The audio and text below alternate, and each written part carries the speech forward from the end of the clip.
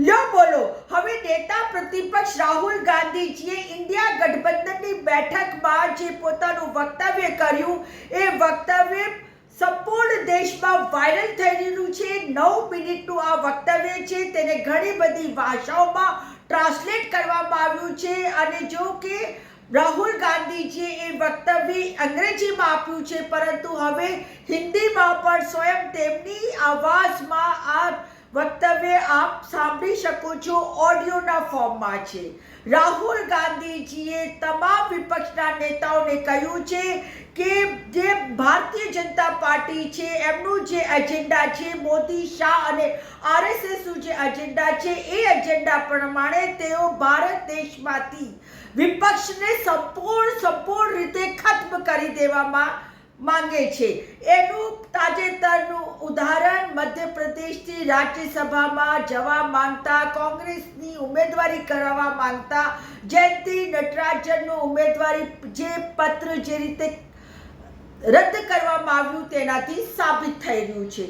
સાથે સાથે પશ્ચિમ બંગાળમાં જે રીતે સાંસદો છે તેમની ખરીદ ફરોખ્ત ચાલી રહી છે, 5 કરોડ, કોઈ 10 કરોડ, કોઈ કેટલા કરોડની સિગ્નેચર સાચી ખોટી એ બધી જે વાતો ચાલી રહી છે એ બીજું કંઈ નથી પરંતુ દેશમાંથી વિપક્ષને ખત્મ કરવાની આ બધી ષડયંત્ર છે ને બધી તૈયારીઓ છે આરએસએસની। આરએસએસ હિન્દુ રાષ્ટ્રના નામથી દેશમાં ફરી એકવાર ભાગલા તરફ લઈ જવા માંગે છે, દેશને ટુકડે ટુકડે કરી દેવા માંગે છે।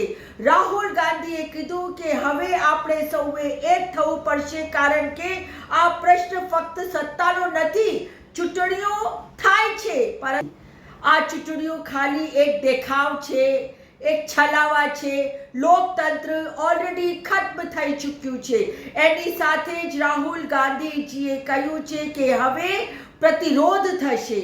ભારત દેશમાં જે જેનજી જનરેશન છે, જે એનએસયુઆઈના યોદ્ધાઓ છે, જે રાહુલ ગાંધીના બબ્બર શેર છે, તેઓ કોંગ્રેસના રાષ્ટ્રીય અધ્યક્ષ મલ્લિકાર્જુન ખડગેની માર્ગદર્શન હેઠળ અને નેતા પ્રતિપક્ષ રાહુલ ગાંધીજીની નેતૃત્વમાં ડુ એન્ડ ડાઈની વાત છે, કરો યા મરોની વાત સાથે હવે રાહુલ ગાંધી તેમની ટીમ સાથે આખા દેશમાં ફરી નીકળવાના છે।